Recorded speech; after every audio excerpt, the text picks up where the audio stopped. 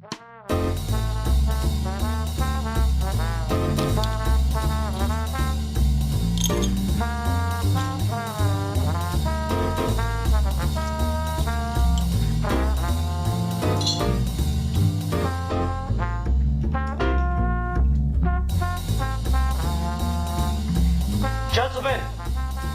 the time has come once again to discuss things.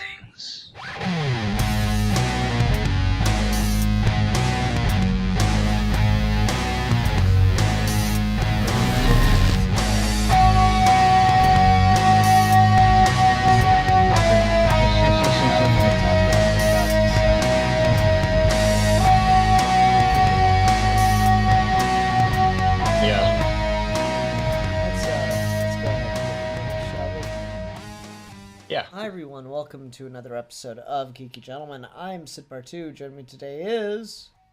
The Comics Kid 2099. Indeed, who got a sound effect in his intro there. Sorry about that. So today we are here for a review topic, and I picked the review. So today we'll be reviewing Shane Black's The Predator from 2018.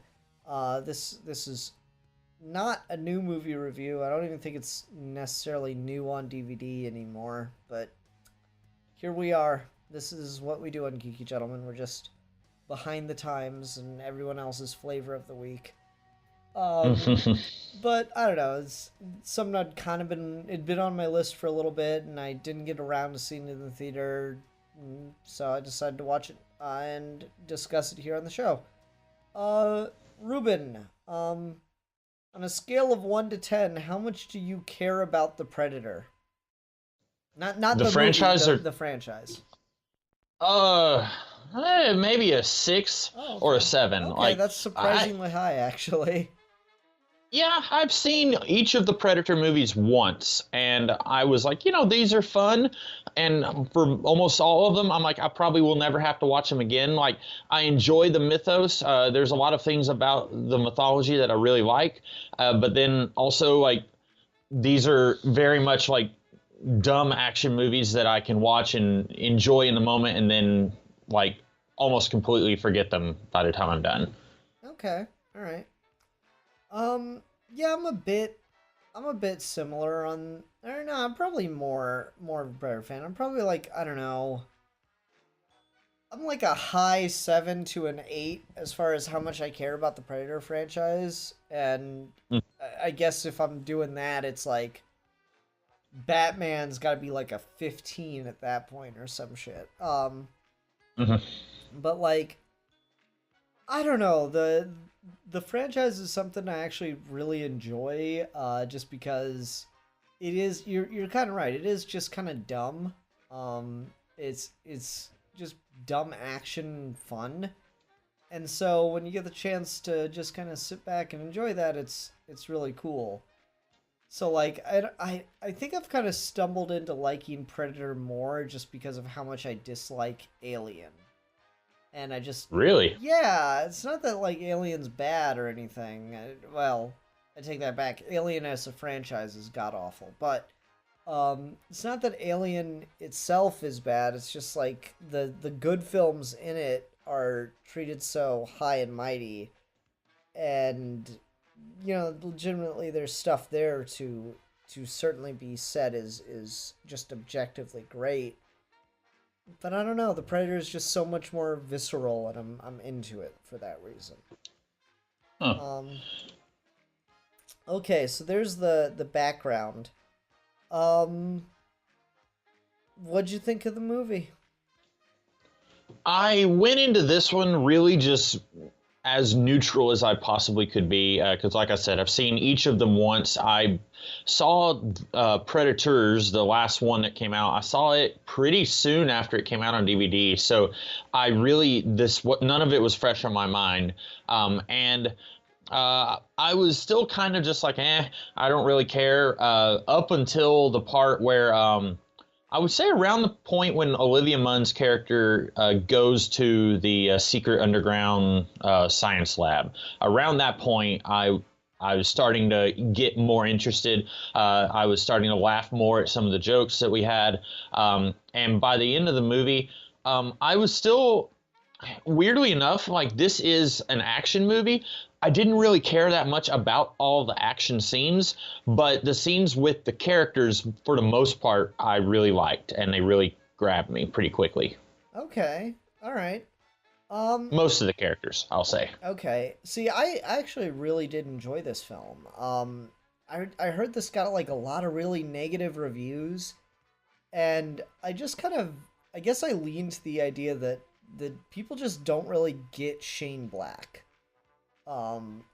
Is kind of where I come down on things. I don't really feel like people get it, and they every time Shane Black releases a movie, they go into it and they're expecting one thing, and they get a Shane Black film instead.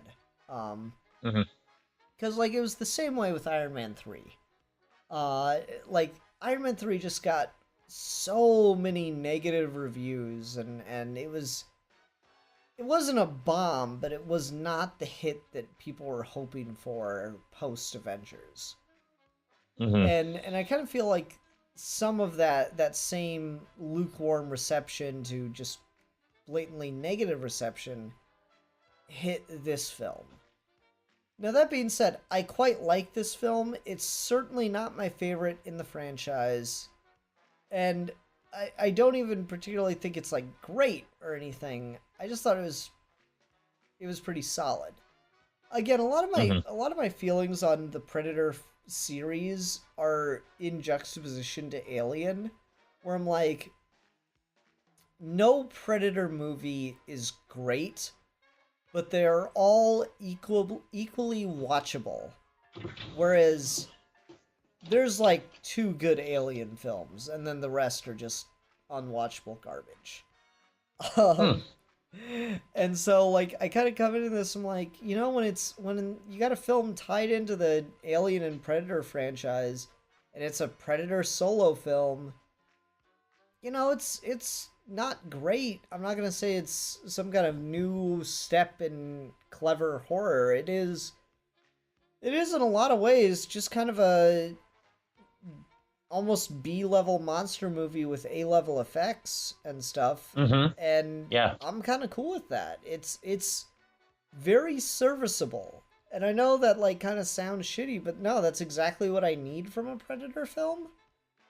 Is kind of where I come down on it. Yeah, and I think you did a really good job of describing it as B-level movie or B-level monster movie with A-level effects. I think that's right on the money for this, not just this movie, but this whole series. Yeah, I definitely think so. This, you know, I'm trying to remember what this reminds me. It reminds me a little bit of the movie Tremors, just in some of the general plot points with like we've got to find a way to get around and deal with the thing. As far as just negotiating around the monster kind of stuff. There's a little bit of that going on.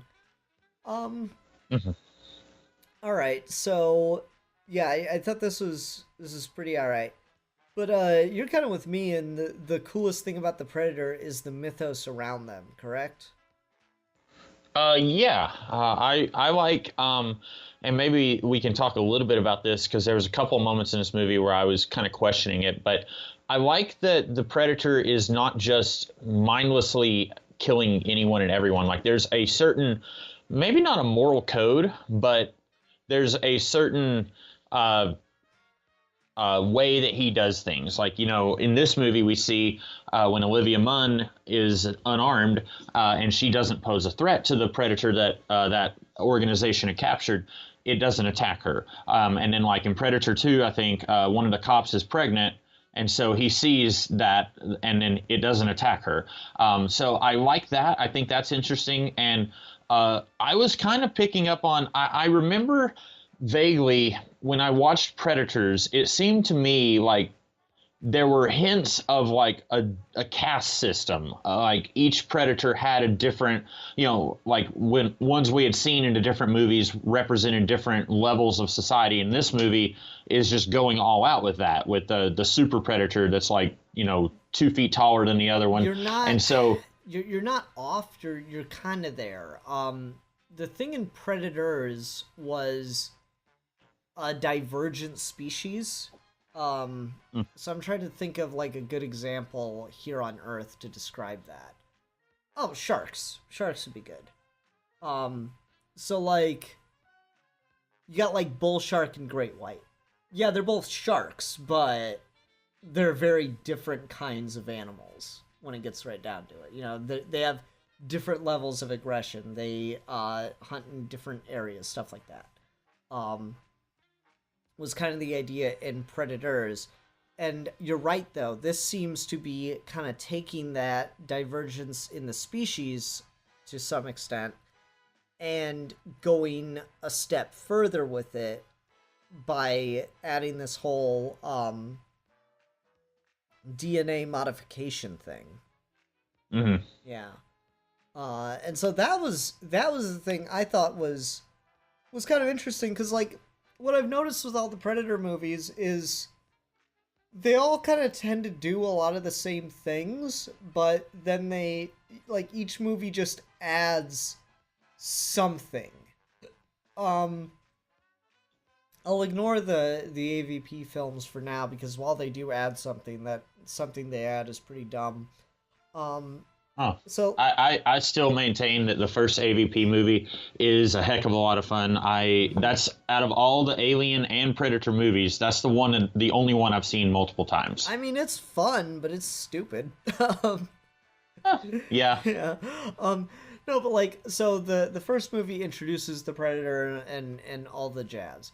The second movie introduces so much about Predator as a mythology, it's kind of ridiculous. Like, that's where we start to get like they hunt in parties, but it's only one that's out hunting at a time or something like that. We get like if you defeat a predator, you get a weapon kind of thing. Like there's a lot that gets introduced in Predator 2 about just how they interact with people, and that's where you start to get a lot of the more iconic weapons from them as well. Mm-hmm. You skip the AVP films, you get to Predators, and you've got like the idea of the divergence in species for the Yajuta or however you say it. And then here you get the idea of like they take the DNA of prey from across the galaxy and use it to enhance themselves. And that's just so freaking nuts. I think that is such a cool and fascinating addition to add to the mythos. Mm-hmm. And it led to one of my favorite lines when Olivia Munn said, she said, you want to know if someone had sex with an alien? And they just kind of looked at her. I thought that was right around the point where I laughed out loud and I said, okay, this is going to be fun.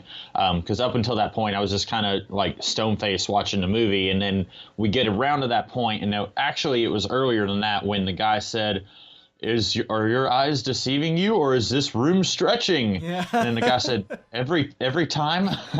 That point was when I really laughed. But yeah, right. Like I saw that line, I was just like, oh yeah, that'd be me. That would be me every fucking time. Yeah. And while we're on like funny lines, Keegan-Michael Key is a gift to humanity. He had some of the best lines in this movie. Like when he did the line where he said, what's the difference between 5 black guys and a joke? And like, first of all, I thought that was a really clever idea, what they were doing to try and take control of the bus. And then it reminded me of the movie The Goonies when Mouth says, to Chunk, I have some naked picture of your mom. Like, it was very similar to that. Mm-hmm. And then he also had a really funny line later when they were at the guy's house, and they're holding up pictures of naked women to the woman, and he says, "What is she doing with her right hand right here?" Like, I thought that was really funny. Like I was surprised at how many like laugh out loud moments there were here. Because that's Shane Black. Have you ever seen Kiss Kiss Bang Bang? I have not. No. You should watch that movie if you like the tone of like, crazy action or something happens and then people just say some ridiculous shit. You'd really like Kiss Kiss Bang Bang. It's more of like a noir, so don't get like hyped up for a ton of action, but still it's kind of in that same vein. Anyway. And I was, because really before this, I think I was mostly just aware of like Iron Man 3 and then the Predator movies. Because like with the first two Predator movies, I remember there being some like one-liners, but not really like this. And then I remember Predators had a few laugh out loud moments, but I feel like that was much more of a like we're all terrified that we're going to die in this alien world, and so there was just one or two moments I really remember being kind of this same tone. Yeah, I tend to agree. Shane Black he brings like a whole different attitude to the film. Like all that shit with the fucking dog. My God, that is so ridiculous. They keep shooting the thing. They shoot the dog in the fucking head. And instead of dying, it just becomes a good boy. They shot it stupid. That is one of the most ridiculous ass things to me. I got quite a belly laugh out of that one, gotta say. Yeah. What did you think of the kid? That was the thing that I thought was the weirdest and most out of place in the film. It almost felt very like if this movie had come out in the 90s when that kind of thing was popular, that's what it would have been, Because the 90s you had like Rain Man, I think, and I Am Sam or whatever. You had all those movies where like, oh, this person has a mental illness or mental handicap, but that makes them better than everyone else, that whole thing. So like that felt very dated and odd and out of place and even just, I don't know. So the kid has Asperger's, and the assertion the film, I guess, attempts to make is that it's an evolution of right. That's what Olivia Munn's character says. Yeah, and okay, so like I think is it Asperger's or autism? They pretty directly say it's Asperger's. At least the kids making fun of him claim it's Asperger's, and I think that's our clue to the audience. Okay, because Olivia Munn's character said people on the spectrum, and I've only ever heard that in reference to autism, but I wasn't sure. I'll apologize in advance if I'm screwing this up, because I don't know everything that I'm talking about here. But Same here. I am under the impression that Asperger's is a form of autism. I think. Oh, I think it's like a particular presentation or something like that. So I'm just gonna stop talking before I put my foot even further up my mouth. It looks like you're correct. I just Googled it. It's a developmental disorder affecting the ability to effectively socialize and communicate. That kind of sounds like what he has. Like what little we see of it in the movie, like he has trouble, especially when he's at school. Like he's the kid he's struggling with it. And then like even at home where he's much more comfortable, he struggles with, and part of that is just his dad isn't there a lot, but I was not as keen on the father-son subplot here. I think the movie could have. It almost feels like Shane Black needed a reason for the helmet to not be to be sent off, and so okay, this guy has a son that he sends the helmet to, or he sends it to himself, and this kid gets the helmet. it almost feels like he did that, and that's why he introduced the son. It doesn't feel like this originally started off as there's going to be this great father-son dynamic here between these two. Maybe I'm wrong, but it didn't really feel like that. Yeah, I don't know. There's that whole thing. I think the kid is the weirdest part of the film, especially with the charge they make, because it's not just that Olivia Munn's character says, "Oh, they say Asperger's are like just the next step in human evolution," but it's like the predator kind of indirectly confirms that by kidnapping the kid because he wants to use his DNA to, like, advance himself. And so I'm like, Yeah. It's a weird thing. There's nothing wrong with it per se, but I'm like, is that it gets to that point where you're like, you have a disorder and you are building it up as something that you don't necessarily know whether it is or isn't. And so the question becomes, is that offensive to do? And I don't know anyone with Asperger's, so I don't really have a person to ask here. I'll say this, and I reserve the right to take this back at any point if anyone ever tries to throw this in my face. I didn't have a huge problem with it. I thought it worked fine in the context of the film. It did seem a little weird, though, and so it felt like a bit of a stretch to me. But I think it worked fine in the context of the film. I'll give it that much. Like, if they'd said it was a made-up disorder instead of something I actually do have at least tangential awareness to, it probably wouldn't have irked me in the slightest. Yeah. And I don't know why, but as soon as I saw that kid, I was like, oh, he was in that movie with Owen Wilson where his face is it's called Wonder, and I saw like 2,000 trailers for it in theaters last year, and so instantly that took me out of the movie because I was remembering how sick and tired I was of seeing that trailer over and over again for that movie, and so that if it had been some other kid, I probably it wouldn't have fazed me, but the fact that it was that kid, and he might be a fine actor, but I really hated seeing that trailer. But he... Go ahead. Oh, I was just going to say, he's fine, I guess. See, his acting is a bit... I'm not sure if it's all over the map or if it's appropriate to the situation, because in the beginning of the movie, before his dad shows up, he is pretty, like, obvious. It's almost like they told him after shooting that scene, hey, tone it down a lot. Yeah, like, he really starts to just, like, he just presents as, what's the word I want here? Normal is offensive, so neurotypical.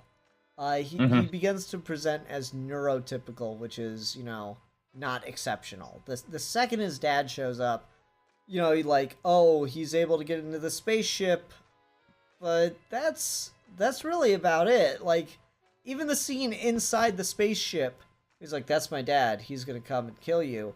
And the guy's like, oh, well, if that's your dad, then he's an idiot. I'm like, that just feels like a pretty, quote-unquote normal thing.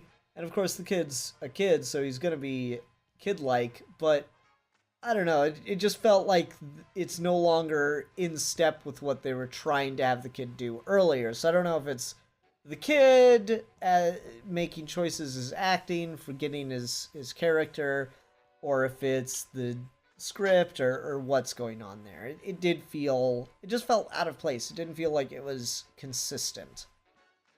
And I don't feel like he was supposed to grow out of it at any point. And do you think that's the kid acting, or do you think that's the movie being inconsistent? I really don't know. Every other character seems pretty damn consistent with what they're presented with throughout the film. Thomas Jane's Tourette's just disappears at one point, but that's that's given context. It's the second he's in a proper firefight that it goes away, which I thought was kind of interesting. But I don't know. And by the way, that was the source of another one of the lines that I cracked up at when Olivia Munn couldn't decide if she was going to leave or not. I really liked that scene. I thought that was funny. Yeah, it was a pretty good one. I have the emotional maturity of a 3-year-old, so like all these scenes, you'll notice they all have a pattern. It's all just like really dumb, crude stuff, but I thought it was all really funny. Fair enough. Yeah. I don't know, like, you got me thinking here. With the kid being, on the spectrum, as they say, and with the male, the male heroic characters all being, people suffering from different forms of PTSD. Mm-hmm. What does this movie say about mental illness? Like, do you think this movie is trying to do some kind of commentary on mental illness? Because with that many things, like with that many characters all suffering from different forms of mental illness or mental disorders that get kind of shunned by society, it feels like that's intentional.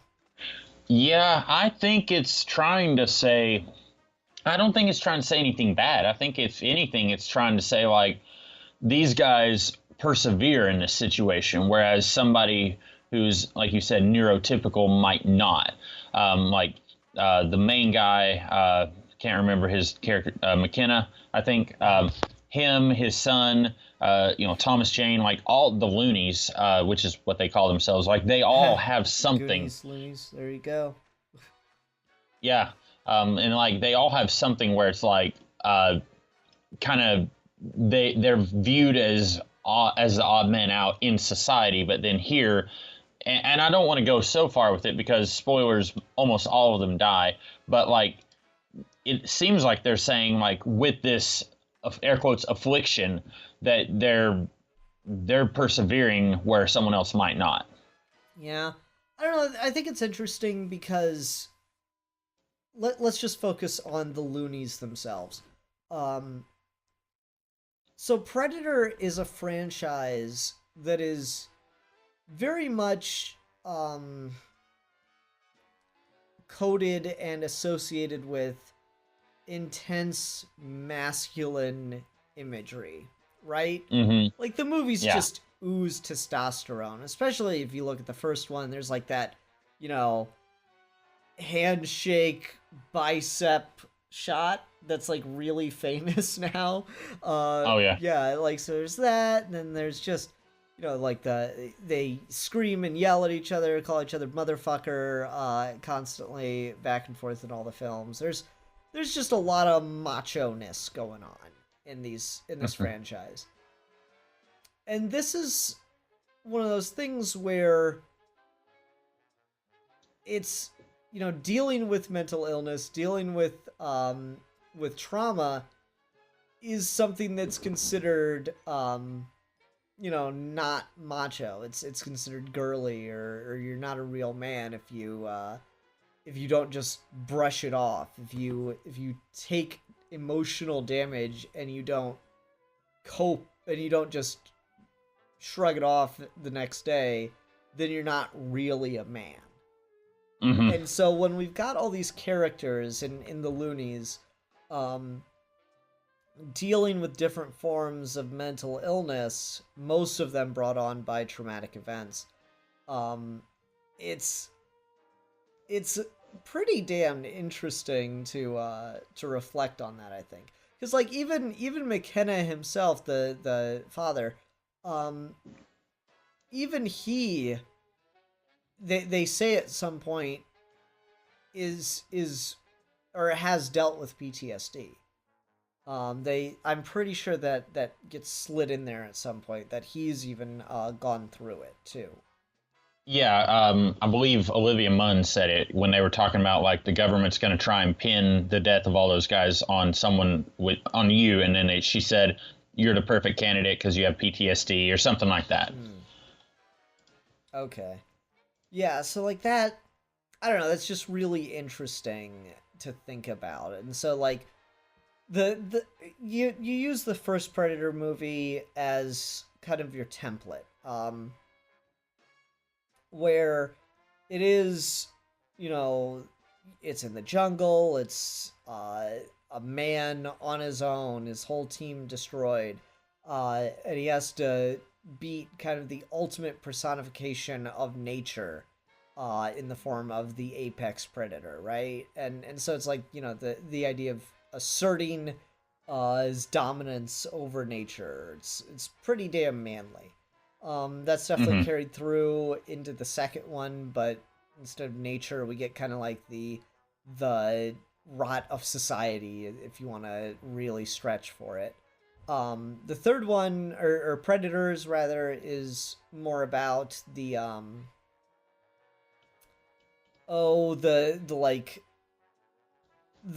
holding the ability to hold on to your humanity and not just become a monster. There's a lot going on with that one.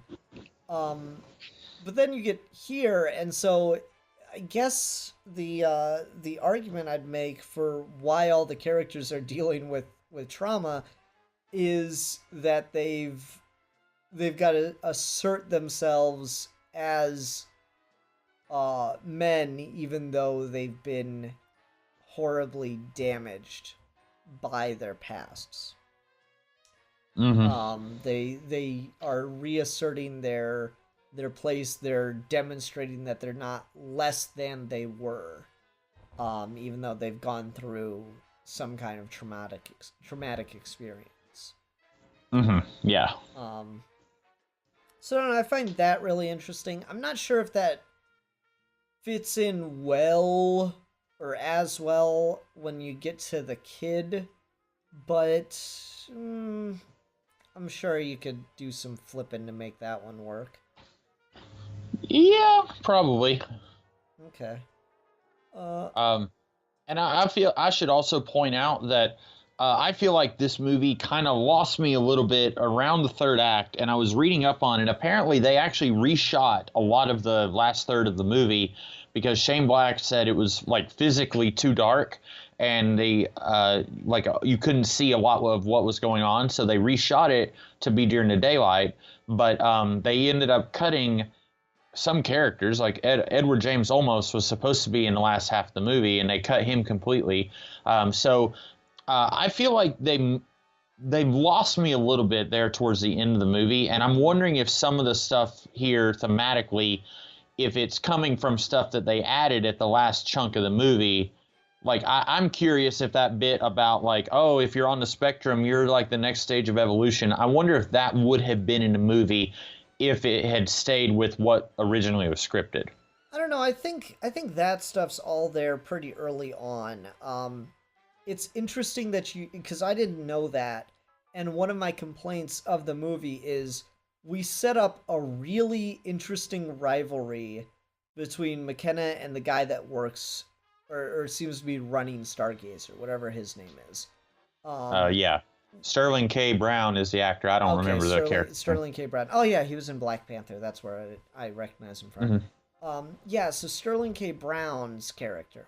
We set up this really interesting rivalry between the two of them. And then just randomly in the third act, he just dies. And it's not like the Predator kills him. The shoulder cannon Predator technology that he's wearing just goes off, if I saw that correctly. And I think that is just the weirdest, most out of place death in the entire film. Yeah, that and I felt like maybe that was just because, like, hey, we've got like 15 characters that we're balancing, and we've got like 10 minutes left in the movie. Let's go ahead and just start killing them off. And the first Predator, I think, does that a lot, where you have all these characters, and then suddenly you lose like all of them in one fight scene, and then suddenly it's Arnold and the Predator. I feel like I don't know if this is just paying homage to that or if it's unknowingly doing it, but I think it's kind of the same thing. conceivably, you got to remember Shane Black was, of course, in the first Predator. Yeah. And I did not know. For the longest time, I thought that he had directed the first one, but it was actually someone else. But he was in it. You're right. Yeah. So yeah, it's a weird one because you sit there with it, and like they even really hint that there's going to be more of a brouhaha between these two characters when he's like, once this is all over, you and I are going dancing. He's like, I've got my shoes picked out for it. I thought that was really, really clever and cool, and it's just like, and then he just randomly gets his head blown off by his own weapon. It was so out of place. And like, I think the thing that made it even more out of place is he's the one who's not only really clever, but also the one that's actually aware of Predator technology. Like, you just have the scene a couple minutes beforehand where the one guard tries throwing the smart disc, and he's like, no, it's gonna come back. It's gonna come back. You gotta. There's a wrist mount thing. You gotta get that ready, and then he just moves out of the way because the guy got his arm cut off. And like that just implies that he actually knows what he's doing with this technology. But then, nope. He just turns his head and the cannon just turns and shoots it off. It's kind of ridiculous. Right. And I'm going to lean towards, now that you've brought that up, or kind of pointed that out again, I'm going to lean towards them reshooting a lot of the last act of the movie kind of led to some of those problems.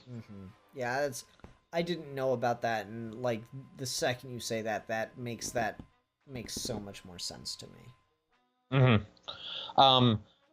So apparently, in real life, Gary Busey, he was in Predator 2, and in real life, Gary Busey's son, Jake Busey, was in this movie. He was one of the doctors at Stargazer, and apparently... yeah, it does kind of look like Gary Busey. That's funny. And apparently he is supposed to be canonically the son of Gary Busey's character, so I thought that was kind of interesting.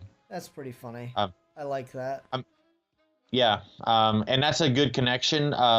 Because I had read that, I'd seen that before I actually started watching the movie, and then you get to Jake Busey's character, and I was like, wait a minute, I was expecting, because if anything, the Sterling K. Brown character, he's very similar to the Gary Busey character in Predator 2. I was expecting Jake Busey to kind of be that type of character, but I guess it still works. See, I thought Sterling K. Brown's character was so unique and interesting because he has just such a devil-may-care attitude about the whole situation. It's like, hey, Doc, you want to see a Predator? Like, that's so good. And then, like, when he's inspecting the bodies and he pulls up the tarp on the more normal Predator that got killed, he's like, fuck that N-word off. And I'm like, that really made me laugh because it felt so damn genuine to me. Like, I would not be surprised if Shane Black had or someone had set it up in such a way that Sterling K. Brown did not know what he was going to see under that tarp. And then that's his actual reaction or some shit. Or if he was trying to stay in character and react just completely off the cuff, because God, that was such a perfect reaction to just seeing that shit right there.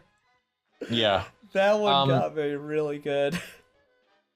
I think I liked it whenever she was like, well, that's not what a predator is. A predator hunts for survival. He's like, well, we voted on it, and we all think that name is cooler. I like that. And then that conversation coming back when I think Kevin Michael Key, or Key, yeah. When he was like, oh, well, that's not what a predator is. And she was like, yeah, I said that too. I thought that was really funny.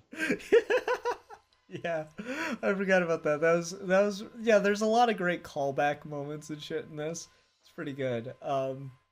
Did you notice when they're I think it's when they're just getting away from the bus and one of the guys on the bus says get to the choppers. Yep. And it's the motorcycles. I actually like looked up, like I did a double take kind of when they said that. I was like, wait a minute, because that's kind of become a meme, and I actually had to Google like, is that actually from the first Predator? Yep. Okay, cool. Yeah. That was a good, I like that reference. Yeah, that was a fun one. There's a couple moments like that are just.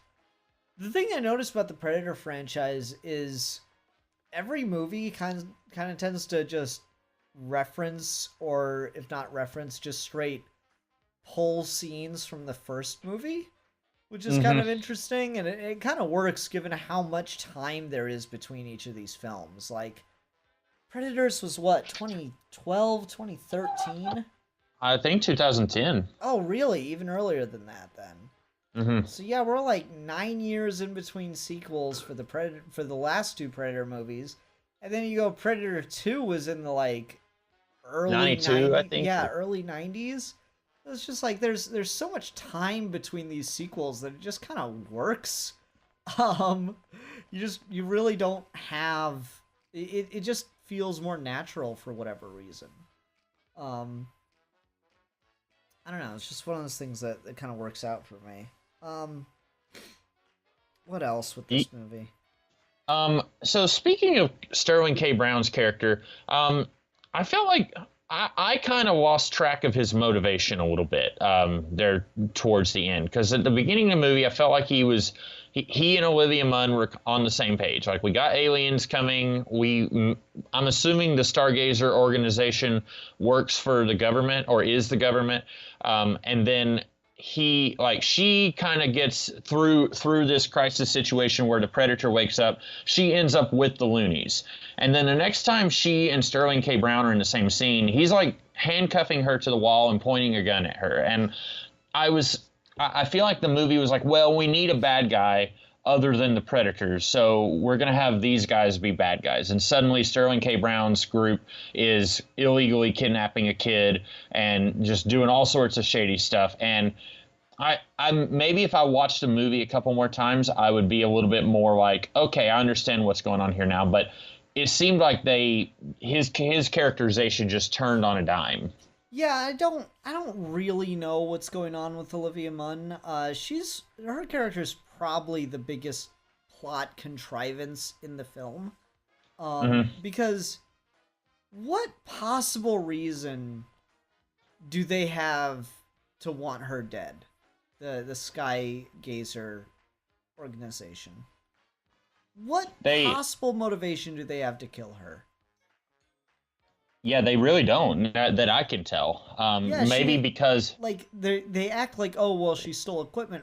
She was going after the thing, trying to capture it. Why is that a problem? I don't understand it at all. It's such a... Like, even in the moment, this isn't me thinking about it, 20 or an hour or two after seeing the film. I thought this the second I saw it happen, when he's like, put a bullet in or retrieve any lost equipment. And I'm just like, but why? Like, why would you kill her? She almost caught the thing for you. Yeah. And like, yeah, I don't know. I feel like, again, if I watched it a couple of times, I might catch on to what they're doing a little bit more. But it really, like I said, it really just seemed like they were just, well, we need these guys to be bad guys now to kind of fluff out a little bit of this last act of the movie, and then they can join forces against the Predator. But that's kind of what I got just watching it one time. And that's like, it's really inconsistent again, because when Sterling K. Brown's interrogating her, he seems to like kind of come back to, or she seems to kind of come back to his side, and like they have this whole conversation about global warming and stuff. And then like 3 minutes later, he sends a guy in there to kill her. Yeah. And it just, I don't know, she is really, really in an odd and kind of weird place in this film. Yeah. And maybe I'm wondering if, because you said, especially the first Predator movie, is like macho distilled, all of macho, like from all of humanity distilled down into one film. That's Predator. And I mean, I think there's a woman in the first Predator movie. Like I say, it's been a while since I've seen it, but okay. And then like, so this one, I feel like you're not only is there, and Predators had a woman kind of in an action role, but this is, I think, taking that further and saying like, yeah, the Predator franchise is known for being very macho, but she's going to have the gun and she's going to be fighting the monster just like all the guys are. And I feel like that's kind of what they're doing here. But she is kind of there to be like the brain of the movie also. Like anytime something weird is going on, she can kind of be there to explain it, sort of. Yeah, definitely. So I don't know, there's her. And again, this is gonna sound like I'm being harsher on the movie than I want to be, because like I liked it. I thought it was fun, but it is kind of dumb when you start to think about it too much, because like they kind of make a heel turn on this other Predator, or on the normal Predator, basically right when they kill it. Right when that Predator dies, it's suddenly a good guy. Which is weird, because like they go, oh, he didn't come here to hunt us. Well, guys, literally the first thing he did when he got there was start hunting people. Yeah. And then you had him locked up in a lab, and then he started killing people to get out, which is more understandable on his part. And then he went on hunting people. Well, and he was correct. So this was kind of a problem I had with the Predator movies, is that a lot of times I have trouble, like when you have multiple Predators, telling them apart. The one that jumped on the bus and grabbed the Bible guy, that was the first Predator, right? Jumped on the bus and grabbed the Bible guy. Yeah. There's only two Predators in this movie. There's the normal one and the giant one. Okay, so that the normal one was the one that was jumping on the bus then. Okay. So like I was really confused. So like, I mentioned earlier that one of the big things about the Predator is that it will not, like, if you don't pose a threat to it, it will not attack you. So that scene was weird, because you had like 85 guys all with guns on this thing. And so then he grabs the one guy who doesn't have a gun on him and like uses him as a human shield. And I was like, wait a minute, that seems like the complete opposite of what the Predators usually do. Well, it's because like that works more just in the context of the film, because he doesn't want to kill anyone. At that point, he is legitimately just trying to get something. Because what you got to remember, it's weird, because the dogs aren't his. Right. Is the thing. The dogs are the super predators. And I think it's easier to keep track of when you realize you don't really properly see the super predator until he kills the other one. Right, and see how much bigger he is. That is kind of ridiculous. I don't know why he needed to be 11 feet tall. Yeah. I actually prefer the design of the super predators in Predators, to be honest, but hey, what can you do? So, yeah, I don't know. There's just a lot of weird decisions here that don't make much sense to me. So yeah, the good Predator escapes and kills everyone in the lab on his way out. And then he's trying to find something, but he's like kind of hunting our crew down in the meantime. But like, he's just, what is he doing? Well, like, what is his, okay, he finds the thing, gets what he wants. What then? What's he gonna do next, you know? Yeah, that's a good question. I don't understand what he goes for after that. Like, okay, so he gets the thing to activate the Predator Killer robot suit. Cool. Who are you gonna give that to exactly? Earthlings? Really? That's kind of surprising. Because you don't really have much motivation to trust them, given that they're planning to dissect your ass, and you already killed a number of them. Yeah. I feel like I'm really curious if this movie, and I know I keep coming back to it. I would love to have seen what the previous cut of this movie looked like. And I hate it when action movies are like, let's set this scene at night, and on top of that, it's going to be raining, so that they really can't see what's going on. And it's just a way for them to cover their butt so that like they don't have to. Like, we can throw a stunt double in there, and then we don't have to cover them up at all because it's going to be nighttime and it's going to be raining. And I hate it when movies do that, and it feels like they do that a lot. Mm-hmm. And so I'm glad that Shane Black saw that was going to be a problem, and then he decided to have this last action scene set in the early hours of morning. I think that worked really well. But I really would have loved to have seen a version of this movie that I feel like would have had a lot of different story beats. Yeah, I can agree with that. Again, I wanted the final confrontation between McKay and Sterling K. Brown's character. Yeah. Like, I really wanted that, and it just feels weird and awkward.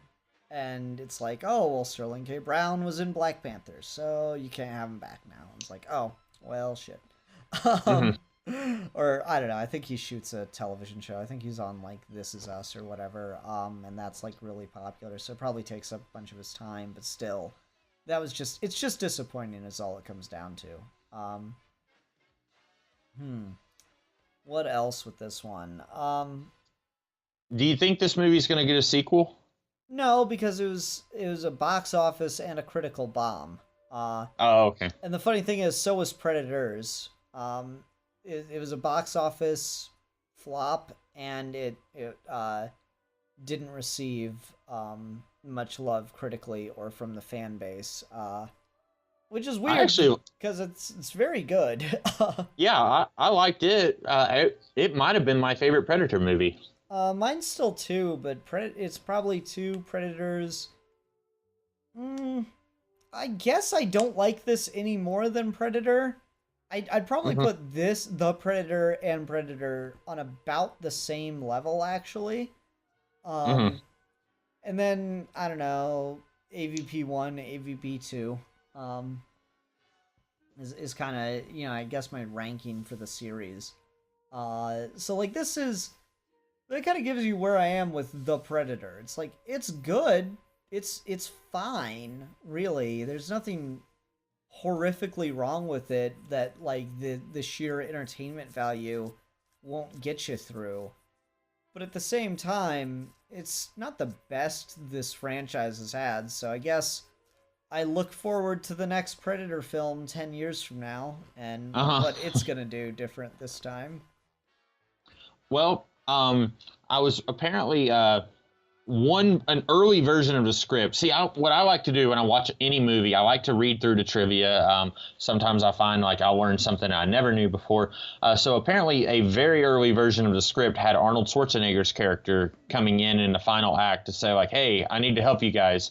And I'm really glad they didn't do that because that would have felt really forced. Apparently Arnold actually read the script and then said no. I don't mind connecting previous movies, but I feel like they already did that enough, where they were showing, I think Olivia Munn, where they said like, look, the Predator's been here a few times before, and it was like 1987, like they name dropped events from earlier movies. So I was really okay with that being it for connecting this to other Predator movies, and like, canonically, if Jake Busey is actually Gary Busey's son, like, I'm fine with that being it. I didn't have to, like, I don't need to see, Danny Glover come in and be like, hey, I'm too old for this, and like, let's kill some more. So apparently that was going to be a thing, and then also apparently Adrian Brody was interested in returning. I really don't know how they would have done that, because, correct me if I'm wrong, doesn't Predators end with him stranded on the Predator homeworld? It's not the homeworld, it's the game reserve. Oh, okay. The Predator homeworld's not the same thing as the game reserve. Gotcha. Yeah, he and what's her name, Michelle Rodriguez, I think. They're stranded on that planet. So if Adrian Brody returned, he needs his own fucking movie to explain how he got back. Right. That's Or kind of the like crazy part. you see like a Predator ship land, and then a Predator comes out, but then they take off the helmet and it's him, and he's just like, I made it back. Like it plays it up like he's a Predator, but then it's just a human being. That could be I don't cool. know. Yeah, that could be really cool. Yeah, and the only reason I ask if this is going to get a sequel is because the last like 10 minutes of this movie is a sequel bait for, I guess, a sequel we're never going to get, where he's now, I guess he's been promoted, and him and his son are like hanging out in the science lab, and then the pod opens up, and it's a predator killer, and it attaches to a human, and then it detaches. And I just assume that's not going to go anywhere because, like you said, this movie bombed. Mm-hmm. Yeah, that was something else. And I don't know, maybe it will go somewhere. I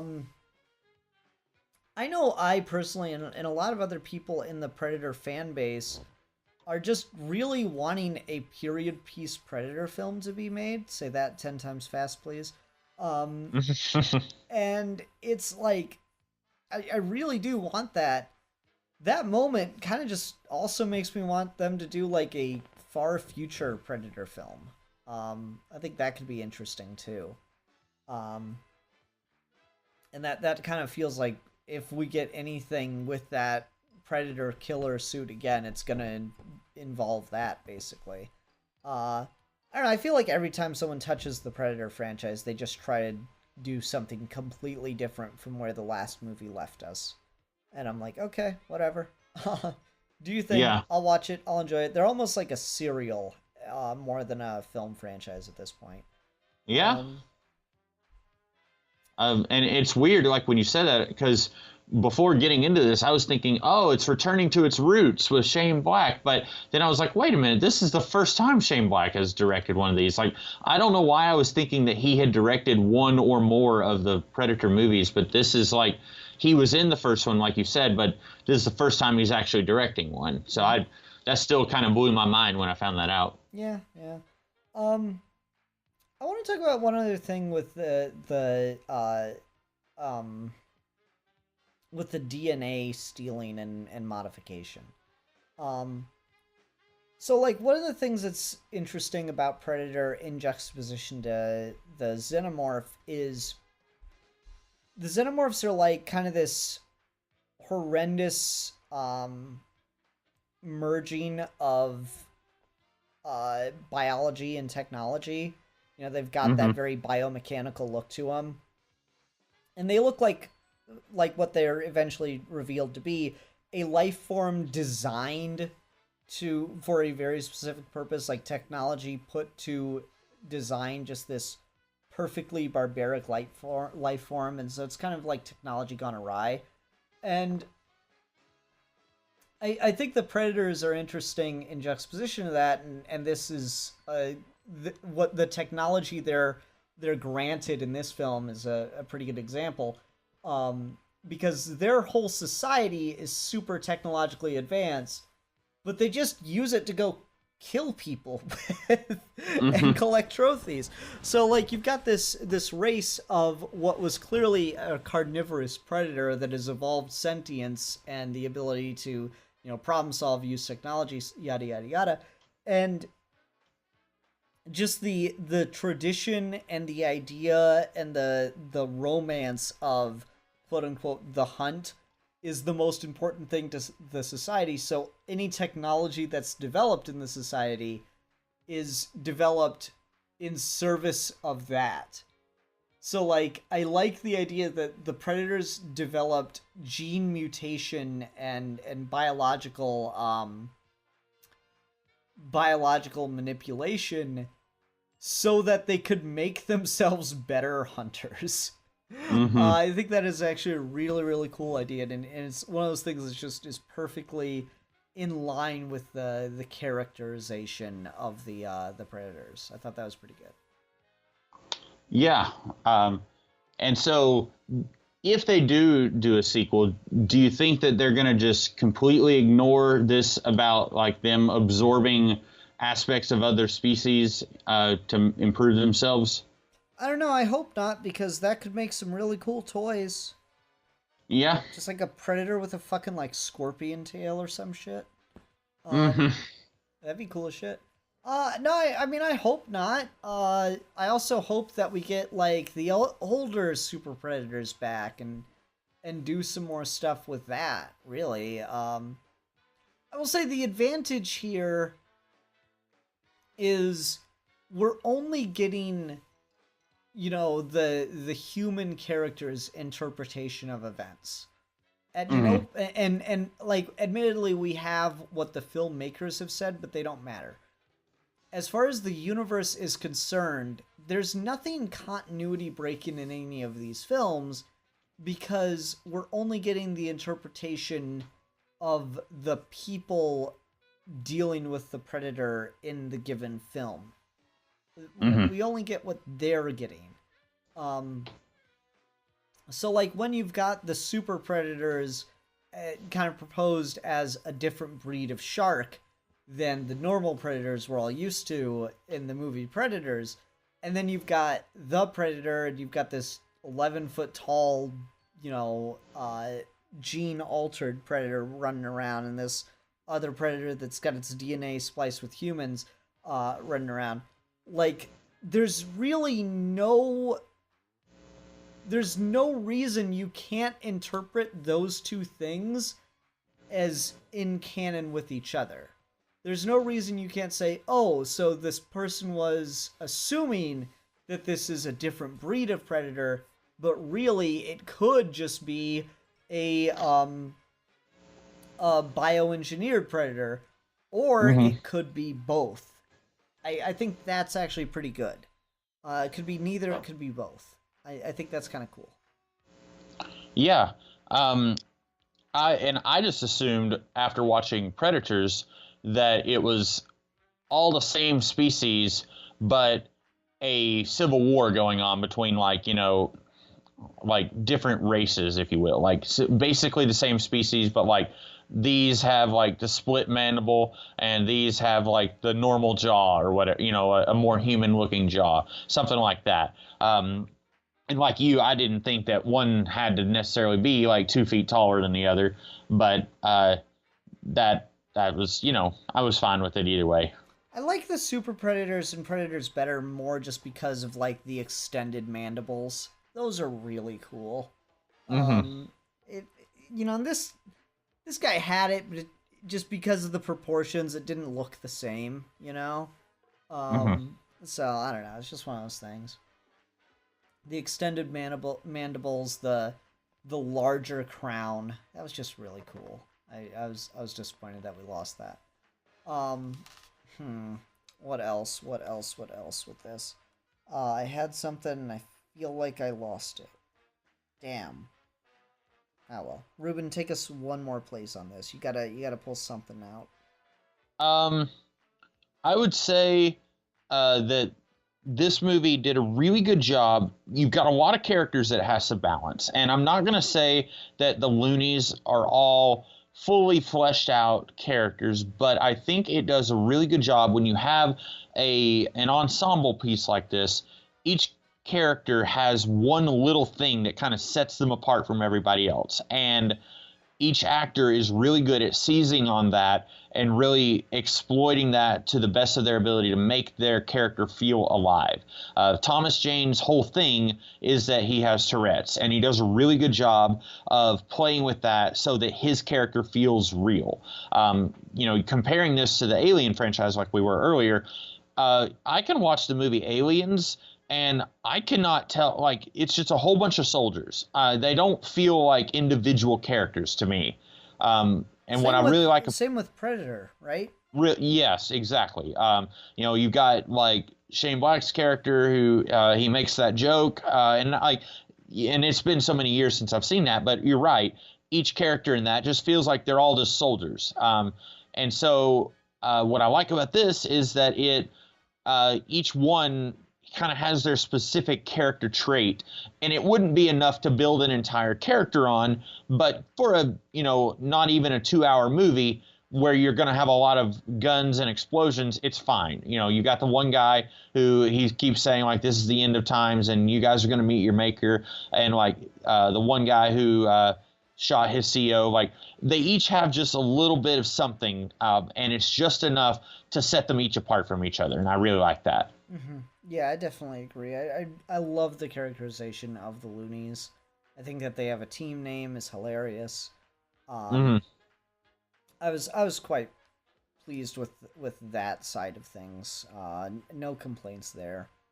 Man, I can't remember what it was I wanted to bring up, so I guess we're just gonna go ahead and go on to ratings then. What will you rate this movie then, Ruben? All right, I guess I would rate this. Wow, it seems like it's been a long time since we've done a rating. Is it out of 5? Sorry. Yes. Okay, yeah. I will rate this 3 out of 5 Predator helmets. Okay. All right. Yeah, I think that's exactly the perfect score. I will rate The Predator 3 out of 5 trophies. Yeah. Good deal. Yeah. All right. Well, next week, gonna have someone else come on the show and join us. So they've picked the topic, and we'll be talking about comic book timelines. Oh, cool. Yeah. So that should be fun. All right, everyone. Thanks very much for watching. Until next time, I'm the Philosopher. And I'm the Comics Kid 299. And we are your geeky gentlemen. And we will be discussing things.